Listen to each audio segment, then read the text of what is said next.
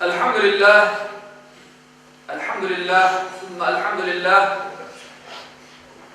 İnnel hamdelellahi nahmeduhu ve nesta'inuhu ve nestağfiruh. Ve na'udzu billahi min şururi enfusina ve min seyyiati a'malina. Men yehdihillahu fela mudille lehu ve men yudlil fela hadiye lehu. Neşhedü en la ilahe illallah vahdehu la şerike lehu. Ve neşhedü enne seyyidena ve senadena ve mevlana Muhammeden abduhu ve habibuhu ve rasuluhu. Amma ba'd. فيا عباد الله أوصيكم بتقوى الله وطاعته إن الله مع الذين اتقوا والذين هم محسنون قال الله تعالى في كتابه الكريم بسم الله الرحمن الرحيم ظهر الفساد في البر والبحر بما كسبت أيدي الناس ليذيقهم بعد الذي عملوا لعلهم يرجعون Sadakallahu aleyhi. Saygılar ve muhterem dindaşlarım. Okulgan Rum suresi 41. ayet-i kerimede Yüce Rabbimiz şöyle buyuruyor. İnsanların oz ellerine yapıp etkenleri sebebiyle yerde ve denizde nizam bozuldu.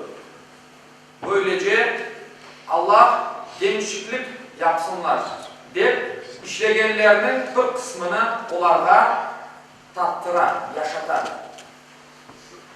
Mevzumuzla bağlı hadis-i şerifte Resul-i Ekrem Efendimiz Muhammed sallallahu aleyhi ve sellem şöyle ayda kirgen bir tiken bile olsa, kirgen bir yarçık bile olsa Müslümanın başına gelgen her bir musibetini Allah onun günahlarına kefaret kılar.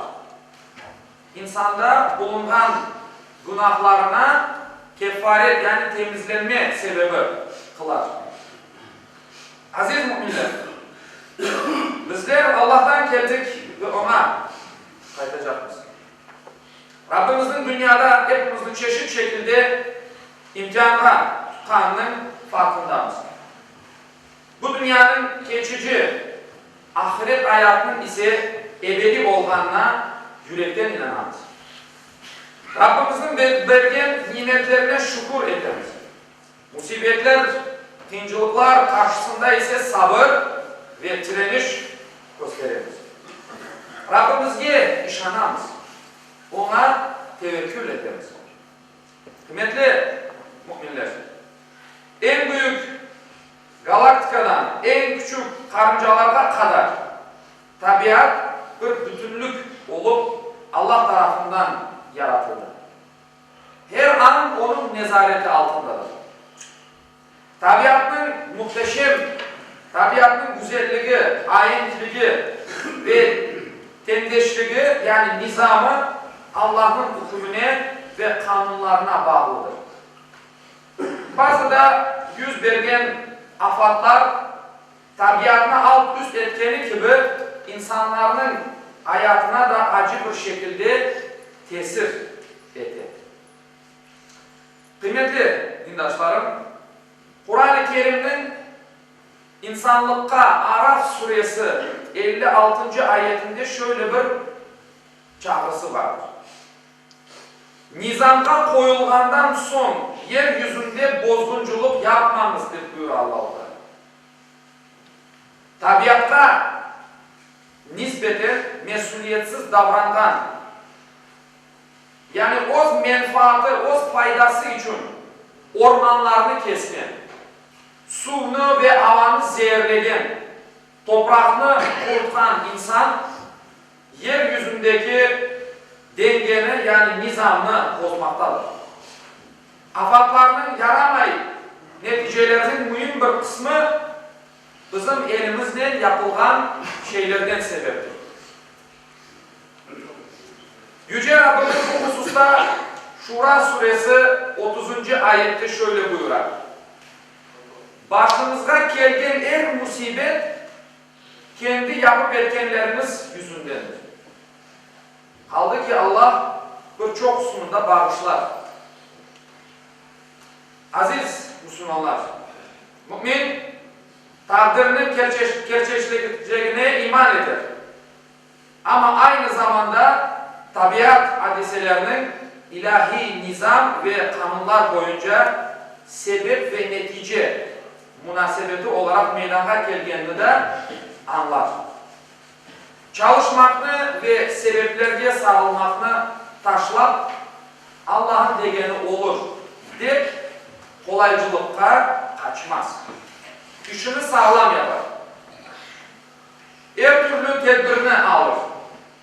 Maddi ve manevi sebeplerinin hepsini yerine getirir ve mesuliyetlerini yerine getirgenden sonra Rabbine tevekkül edip bekler. Peygamber Efendimizin de ifadesinin başta deveni bağla, ondan sonra Allah'a tevekkül et. Kıymetli müminler, dünyada meydana gelen afatlarda vefat etken insanlara Allah'tan rahmet dileyiniz. Yüce Rabbimiz yeryüzünü, hızını, vetanımızını afatlardan, belalardan kurçalasın.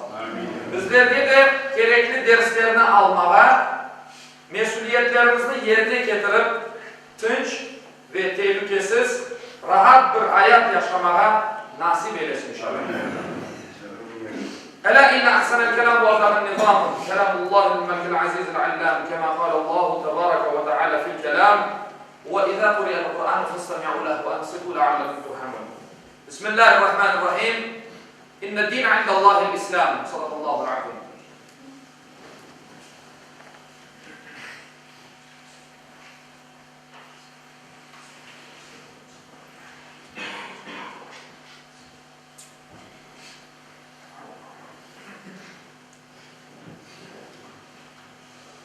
Elhamdülillahi hamdel kâmilîn ve salâtu ve selâmu alâ Resulina Muhammedin ve alâ âlihi ve sahbihi ecmaîn.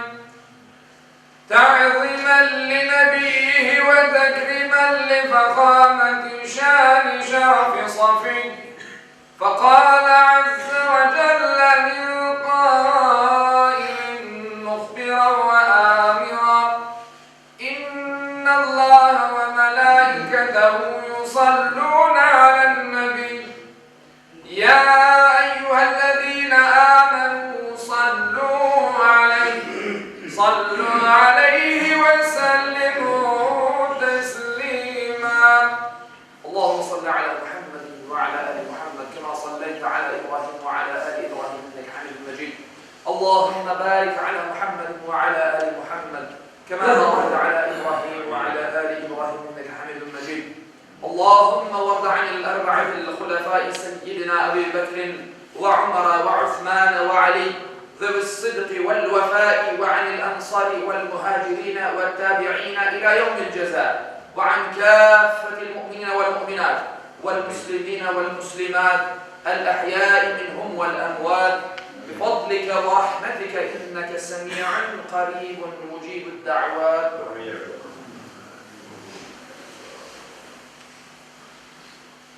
عباد الله إن الله يأمر بالعدل والإحسان وإيتاء ذي القربى وينهى عن الفحشاء والمنكر والبغي يعظكم لعلكم تذكرون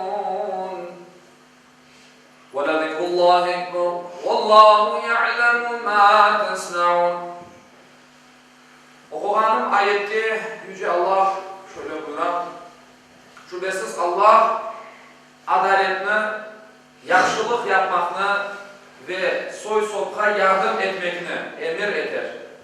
Edepsizlik, fenalık, isyan edip zulüm işlemekini de yasaklar. Düşünüp uymanız için sizlerge nasihat verir. Cumanız hayırlı ve mübarek olsun.